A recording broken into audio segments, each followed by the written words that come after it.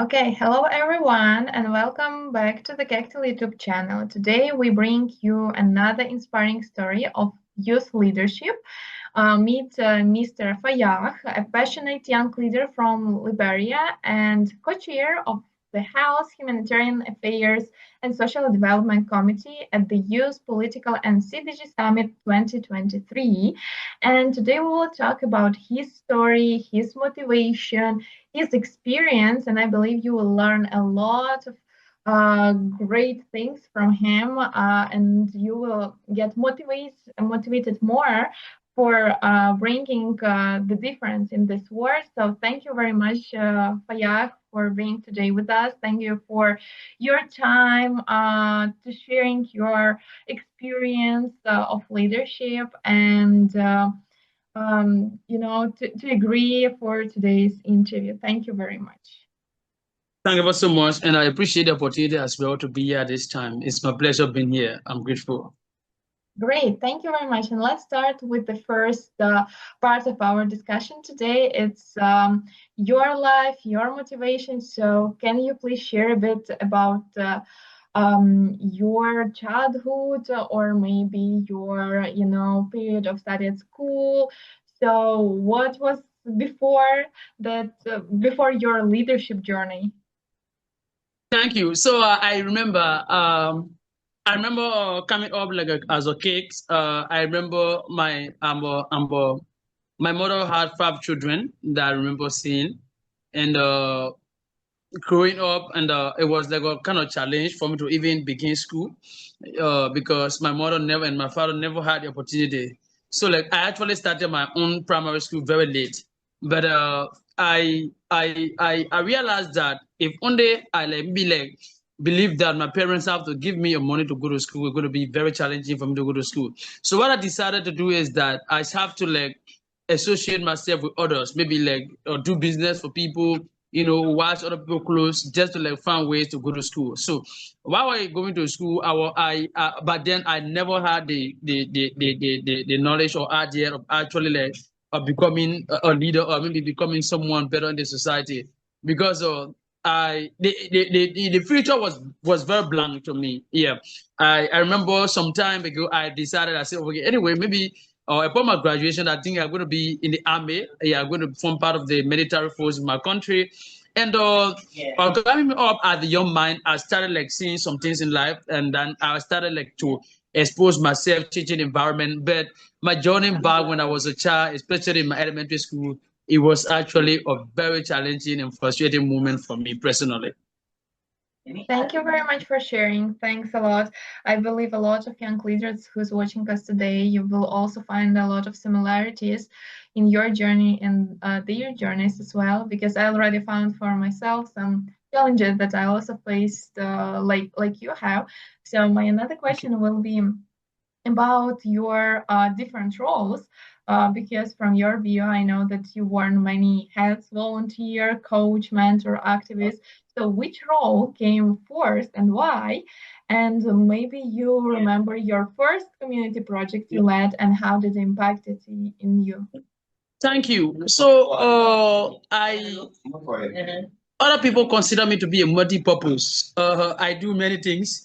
I work with a radio station. I volunteer for other institutions as well. So I actually love activism and that of leadership.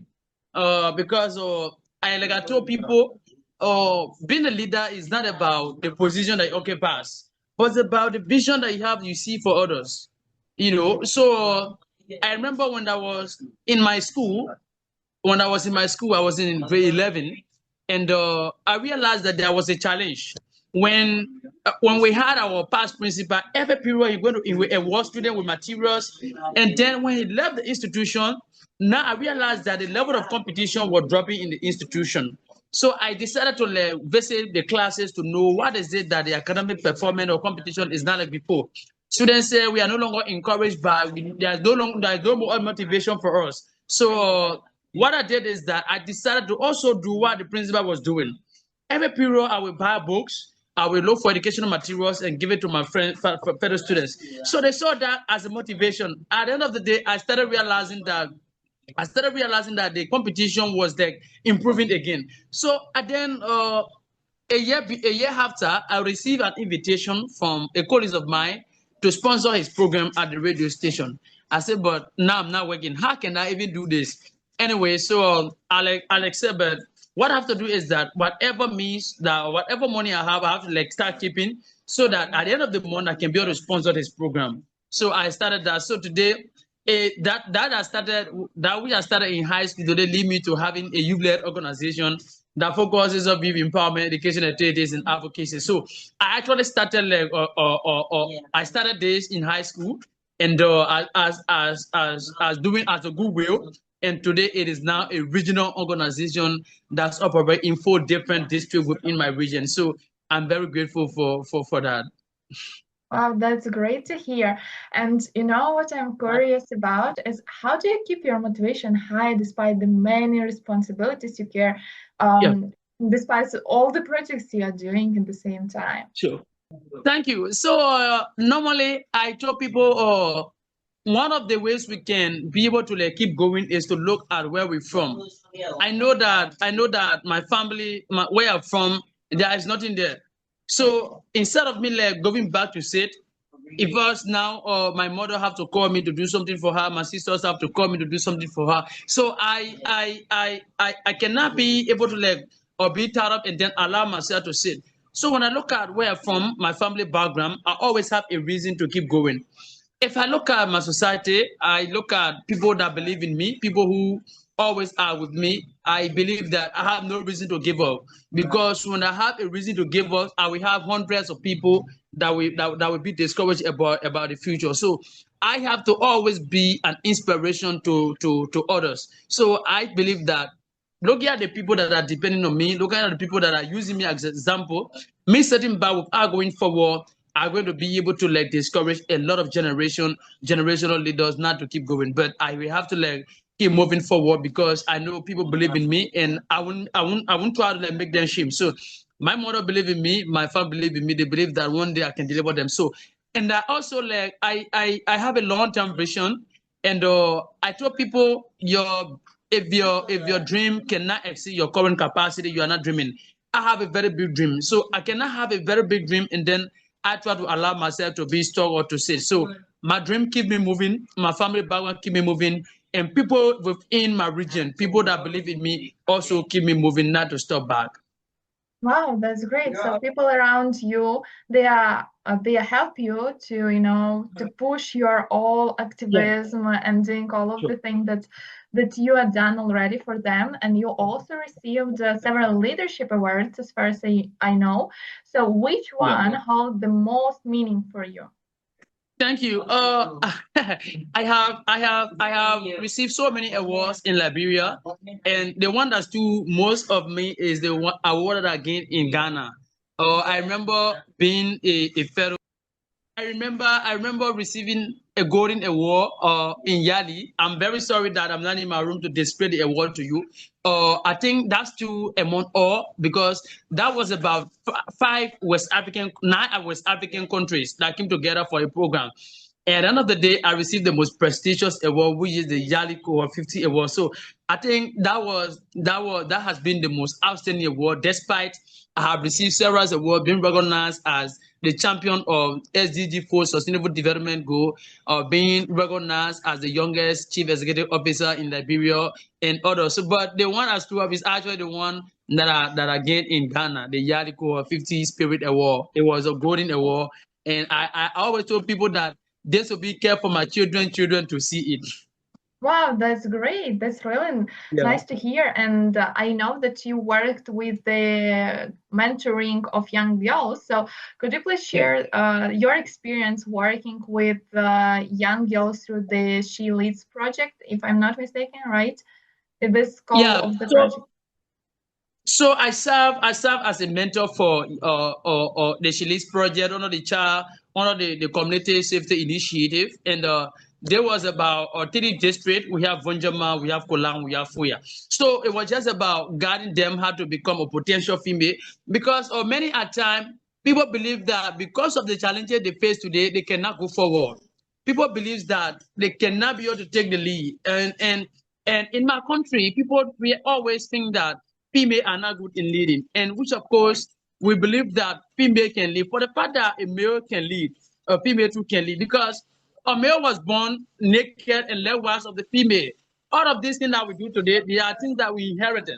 Despite among us, there are other people that were born with certain characteristics, but believe that this characteristic can also be inherited. So I serve as a mentor, and from that program today we have so many females serving in high schools, and we also have females serving to university schools. We have females also within that program that are now considered to be chief executive officers of their own institution, because they know now that they can lead, they know that it can also make impact in society. So I think that is another great achievement that I have had in my life as a young person, especially seeing impact that these females are making to this society, seeing the kind of contribution they are making, seeing them serving various positions, seeing them having institutions that are making impact. I think that is something that I'm always grateful for.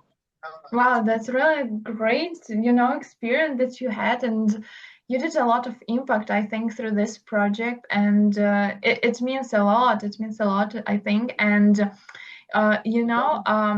of course, I will be curious to ask about some challenges that you faced while working on community projects. So, how you overcame it? So, what kind of challenges you faced while working with different community projects? Thank you. So there will always be challenges. There will always be challenges, especially we find ourselves in an environment where the economic status is very challenging.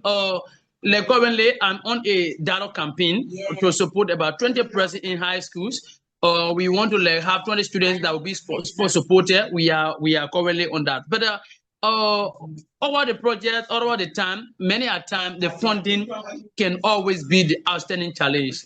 Securing fund to carry on activities, because like currently I'm not working, I'm also a student, but normally I don't also allow my own challenge to strike me down, not to do what I want to do. But there are a lot of challenges at times. Even the participant that we also give the opportunity for to ever take advantage of it, they become challenging. Despite the know very well they're going to benefit, like currently, we have just completed our organized an online training on agribusiness and entrepreneurship for 30 young persons in Liberia. The graduation will be next month, the 10th. But then now, we realized that we had about 100 plus people that show interest. But before the class will complete, only 30 completed the training. So that is another challenge. Young people are not actually willing to give themselves to learning, because they feel that at the end of the day, we should be able to give them cash, we should be able to do this for them, and which, of course, it is not. I have a philosophy that we should teach people how to catch a fish. Instead of giving them the fish, I should teach you how to catch a fish. That means to say, I may not have the cash to give you, but I will teach you how to get a catch. I don't have the cash, but I will teach you the means that you can be able to get a cash by yourself. So that's why we are involved into agribusiness, we are involved into entrepreneurship. Like I normally told them, in the next 10 years, in the next 50 years, if you cannot provide job for yourself, no one else is going to provide job for you, because robot will be doing everything for us. Other countries today, they don't need a driver. Robot is doing the driving. They don't need someone to cook for them, because robot is doing the cooking. So if you cannot be able to think about what can I do to be a job creator instead of a job seeker. So we are trying to do this thing, but again, so many challenges are, but we always use them as a stepping stone for growth and personal development. Thank you very much. I really like your philosophy, because it's the same from my side. So thank you very much for sharing it. And you mentioned that you are also study as well. You have some leadership roles as we already know. So how do you balance your studies, leadership roles, some volunteers task, or community project? Could you please share with us your little secrets, how it's possible to manage? Thank you. So I'm a very busy person. Today I've had over 3 meetings. I think there is a 4th meeting that I'm having online now. I'm currently a fellow of Solution Journalist Program in Nigeria. I visited Nigeria about 2 weeks ago, and I'm now on my online mentorship. I just conducted the program, or the meeting. So I always schedule myself, because like I always tell people, there's no one that is busy. It's about priority. Anytime someone tells you that they are busy because of this, that means it is not their priority. Once something is your priority, you always try to find schedule. So someone should not maybe, I was to do this, but because of my busy schedule, I go in. I say, okay, I understand. It is not your priority. if that would be a priority, you always find a time to do it. So I always take these things, volunteering myself or giving myself to society and other activities as a priority to me. So for the fact that it is my priority, I always try to fit in because tomorrow, excuse not going to help me. I will not say, oh, I was to do this because of this. And that is what I always tell people, forget about if and then use the word but. Many times people give excuse. If my parent would have helped me, I would have do this. I would have become successful. If somebody would have helped me, I would have do that. I said, but no, you don't have to use if. Use but. Even though my parent never had the opportunity to help me, but I tried doing this way and it works. Even though I needed to do this, but I never had this, but still, yes, I was still being able to use it. So when I use the word but, I always try to like find schedule for everything I do, and I always do what I need to do at the best time. Thank you very much for sharing that. And right now I want to move forward to my favorite part of discussion. It is about the Kectil program. And my first question will be, how did you hear about the Kectil program and what inspired you to apply for this program? Thank you. One of the things I've observed by myself is that I am always in search of opportunities. I check every day. I have to check on Google. I have to check on opportunity decks. I have to check on opportunity platform to see how best I can find a program that will fit in. I came and got the Connect program on Facebook on opportunity decks, and after reading through it, because there are two things I always look when I'm trying to apply for a program: the eligibility, the requirement criteria that make an individual be qualified to, and then the benefits. I look at the program, looking at it, it is about improving my leadership skills. And my prayer has always been to be selected for this program. And especially bringing people from diverse background, from diverse culture, from diverse religions, because one of the skills that we have to learn is the skills of working with people from diverse background, from diverse culture, because you may not be able to like work with one group of people every time.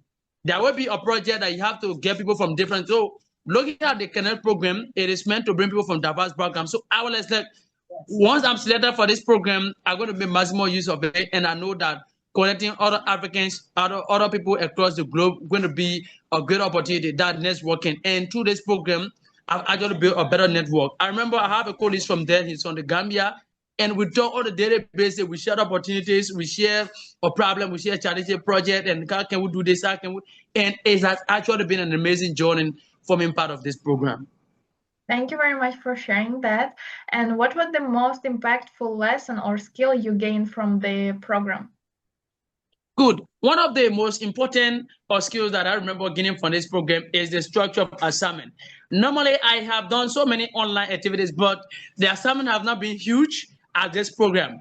Sometimes they give you like almost a book to read, and then you have to be able to summarize the question and without using ChatGPT or any other or AI app to help you answer this question. So that means that you have to sit, because at times, so other institution, training institution, they just write 2-3 questions and give it to you. But for this, sometimes we have to answer over 30 questions. I think that is the most important skills I have gained, responding to questions based on the lesson that's been given. They give you lesson, and from the lesson, they give you question. I think that is something basic I've learned, because this program does not make you lazy. If you are lazy, I don't think you can, because every week we have to do assignment. Every week we have to do assignment. So I think it has built my answering question skills, and has also been able to actually improve my reading skills as a young person coming up. Great, thank you very much. Again, and can you share a specific activity or discussion from Kectil that stayed with you? Maybe it was related to some of the assignments that mostly, was favorite for you, or some, practical assignment that we also have. Good. One of the personal assignments that I remember, once upon a time, we were actually highlight 4 inspirational leaders in the world that we can look at today to follow. And I think that was something amazing, because the world have had so many leaders, and world having so many leaders, and we have so many leaders, but there are some that we can actually see and want to be like them, or even more than them. As a Black person coming up, I always follow Barack Obama. of America who served 2 times. I look at Obama's story to be very inspirational for us, especially a determined and a focused young person. I believe that what led Obama to where he was or where he is today is determination and focus. Obama, who came from Kenya or from a very poor background, I followed the story, came from a very poor background, but he have to forget about pleasure. He have to forget about, because none of these days, young people, as soon as it's 8 o'clock, we want to get the latest phone, we want to get the latest clothes and other things, but Obama never put that forth. Obama tried by almost to further getting better education. And after getting better education, Obama thought of being able to involve himself into exceptional leadership. And today, Obama is happens to be one of the world inspirational leaders that others can see. I'm also able to talk about one of Africa's leader, former president of Liberia, George Fayiah. He's another inspirational president that I've seen. As a young person who never had the opportunity to actually acquire a standard education, but still yet, today he has set up legacy as the only African to have received the award of the World Cup, as the only African footballer to be president of Liberia. And whatever he do is always something that you can see. Let me say, he's always been successful in it. So he's another leader that I've actually seen. And the third person I talked about was the former president of Liberia, also Madam Ellen Johnson Sirleaf, who actually broke the barrier of female leadership in Liberia. Because many a time people were like, female cannot lead, female have to be in the kitchen to cook, female have to be taking care of children. But then now she was able to get rid of the barrier and then set a legacy of being the first African female president. I think despite today we have Joyce Banda, despite today we have Namibia. Namibia, of course, is another country in Africa that have set a record. We have female as a president, female as vice president, female as a speaker of parliament. I think, but we believe that the former president of Liberia had laid the basis. And the last person I actually talked about was Muhammad Gandhi. Muhammad Gandhi, who struggled for the independence of India. Muhammad Gandhi once said that they may take away your life, take away the property, but they can never take away your ideas. Who struggled to gain the independence of India. So it's another inspirational. I think that has been the most amazing assignment I've actually seen. It really helped me to go deep in knowing more about African leaders, like Paul Gami, to know more about Robert Mugabe, knowing more about Thomas Sankara, Desmond Tutu, and other African leaders as well. Thank you very much for saying that. And maybe you already can feel this impact that Kectil experience, influence into your daily work. So could you please share how has your Kectil experience influenced your work in the youth environment, in your leadership journey, in your volunteering journey as well? Thank you. So one of the skills taken from this program that I'm actually using is about, it should be about collaboration, not competition. I think if I would carry one thing home from this program, that would be the one. Many a time, young people feel that, one this person is doing this, myself have to do it. I think that is the mindset of competition. But let's say, you have a dream of maybe like getting rid of let's say a mass failure. Another person also have a dream of getting rid of mass failure in school, and let 1, 2, 3 person. So instead of maybe like this person trying to go respond to let's start a project, the other person trying to respond other thing, why can't we come together with the idea, with different idea, but all of us are aiming at one thing, which is getting rid of mass education, mass failure in our education sector. So we have to come together as some people to cooperate or collaborate instead of competition. So I have used this means to achieve so many of my project in volunteerism. Wherever I find myself today, I always use collaboration, because whenever I want to do, even my own team members that I work with, normally I ask them, we want to do this. What can we do? Instead of, because many a time people feel that for the party are leaders, they should be the one who don't want to make decisions in an institution. No. At times is that ask them, bring a roundtable discussion, tell them this is what we want to do. How can we do it? Where can we begin? What can we do to make this successful? So I think that with that leadership mindset, we believe that things can be better instead of being an authoritative leader where when you just wake up one morning and say, okay, for today, this is what I'm going to do, or this is how I'm going to do it. No. Always allow people to give their contribution towards issues and how it can be addressed in a better way. Thank you very much for sharing that. And as an experienced person in different community initiatives, what strategies do you use to engage young people in community initiatives? Because I know that for quite a lot of young people, it's a big challenge for today.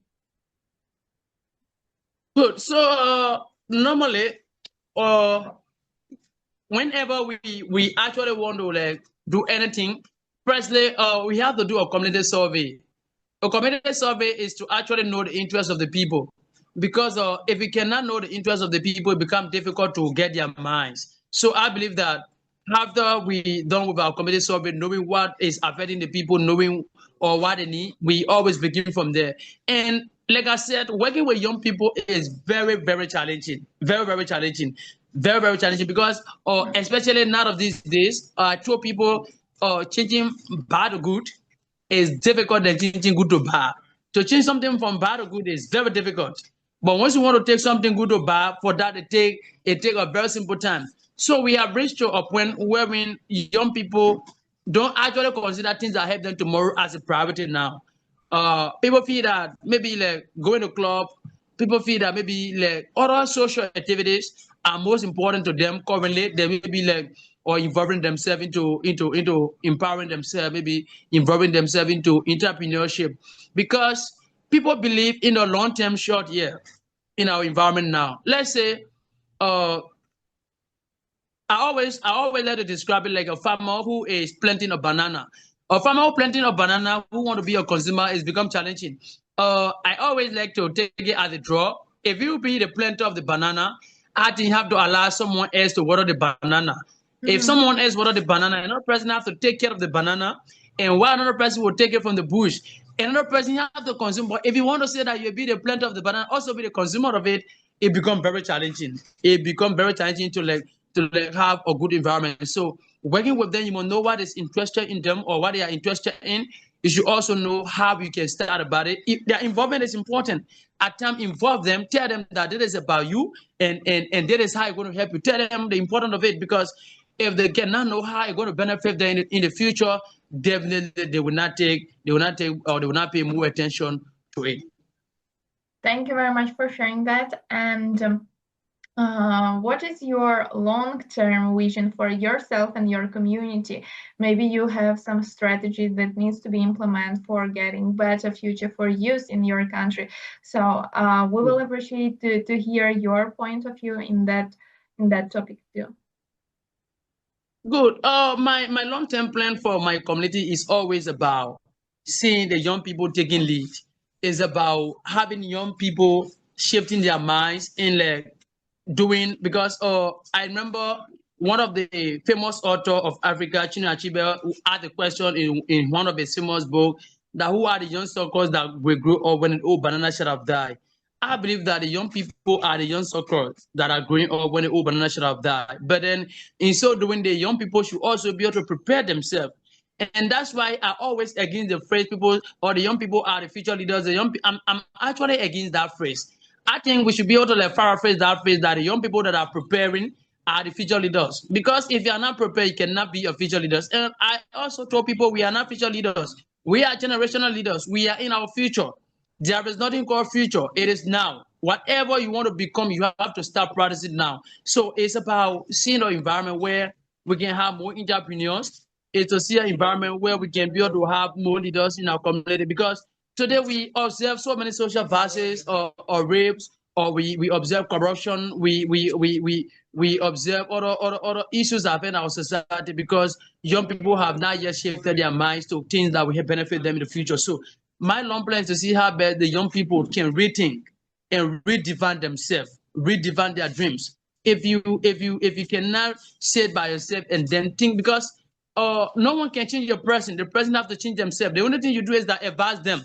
They themselves have to change. You cannot. It is difficult to change your person, but you can advise the person to change. So young people have to redefine themselves, and also as young Africans, we have to redefine ourselves, and also know, because as Africans, I believe in Pan Africanism, because I believe that from now to 2063, we should be able to achieve the agenda 2063 that have about 7 pillars. So we should be able to achieve them. So I look forward to having a society where our young people are going to be the leaders, where young people are going to take charge of affairs in our society, where young people are going to take full responsibility of themselves instead of waiting for someone else to come and take responsibility for themselves. Thank you very much for sharing that. It's a really important point you brought to the table. So thank you very much for that. And right now I have really interesting question. I think it's first question that I ask in the interviews because I never before asked such questions. So my question is, if you had unlimited resources, what project would you start tomorrow? Again? If you had unlimited resources, what project would you start tomorrow? If I had limited resources today, what project would I start tomorrow? Unlimited resources. Unlimited. Unlimited. Wow. So yes. Okay. So I actually have two things in mind to do once I get money. So having that, the first thing there is that I actually want to be able to build a hospital because we have realized that we have some issues in the health facilities in our environment. So because you realize that I always follow on Rwanda the Kigali, the Humbopo Gami. Rwanda is one of these countries in Africa that actually have a very good health facility. They have both home service for health and also provide more medical facilities in the various part of the country. So, but now in my country we have a serious challenge when it comes to health. So that's going to be one that I will actually effectively start tomorrow because we already have a site. We just need resources, and then two of it would be a modern or daycare institution. Or in our environment, we don't actually have a modern or elementary schools or daycare school for the kids. Because people feel that learning for 24 hours or maybe 8 hours a day is education. For me, I'm actually against that. I think that should be enough time for children to play. Only their eyes alone, the environment they see actually make them to be innovative. Like I told people, at times if you live in a dark environment, you always be thinking dark. But once you live in a brighter environment, your mind, your thought will always be bright. Thank you very much for sharing that. It's really nice to hear. And my last question for today's interview will be, like a little tradition that we already have on our YouTube channel. It is, what message would you like to leave with young people of Liberia and Africa and all over the world? Thank you. So I will start with the continent of Africa and then I'll bring it back to Liberia. So my message to the young African is that we have to rise for one Africa because we have dreams that started by the founding fathers of this continent. We have Julius Maremu or Julius Kingajere of Tanzania. We have that Kwame Nkrumah. We have other people, Abraham Tiro of South Africa, Nelson Mandela, or Muammar Gaddafi. All of them started with this dream of united Africa. And up to now, Africa have not been able to come up with one currency. Up to now, Africa is yet to have one passport. Up to now, Africa is yet to have one foreign policy. Up to now, Africa is yet to have one standard language that will be spoken across the country of Africa. We hope to achieve these things. And if you read the pillars of Africa Agenda 2063, despite I'm not like saying we have not made progress. There are a lot of progress that have been made, but still here there are a lot of things that we have to do. If I look at the Sustainable Development Goals that were called the Millennium Goals, which is the Agenda 2030, I believe that African countries still have a lot to do because we talk about having zero hunger. And in having zero hunger, I think a lot is to be done. We talk about having quality education, having clean water, having clean cities. So I believe that Agenda 2030 will give Africa the chance to achieve Africa Agenda 2063. But if the young Africans cannot stand for what is right, I love what our leaders, some of them are doing now. Or if you go to Burkina Faso, or Traore is doing extremely well, and I believe that other African leaders should also learn from their fellow leaders. you know, he has taken a stand and he has stood for what he feel it is better for them. But our leaders are yet to understand what is better for them, because other countries they do what is good for their own personal interest. But for us, we stay away, still believe that if America cannot donate, if other country cannot donate, we cannot do so. I look forward to the day where young African leaders or young African as well, we realize that it is us that can do it. America was not built by angels of heaven, but rather was built by men. I look forward to the day African will start to think that way. And my message to fellow Liberians is that we have to shift our mind. We believe that a good leader is the one that gave us money.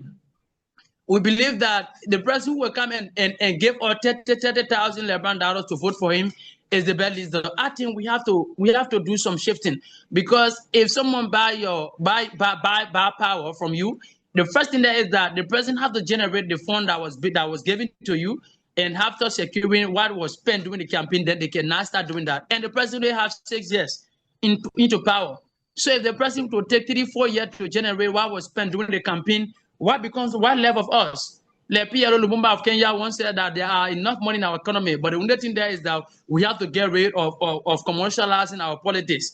When it is being commercialized, that means that what is meant for us will not be given to us. And I also look forward to seeing young African leaders taking leads. I found Nigeria have been able to provide a certain percentage for youth leadership into parliament.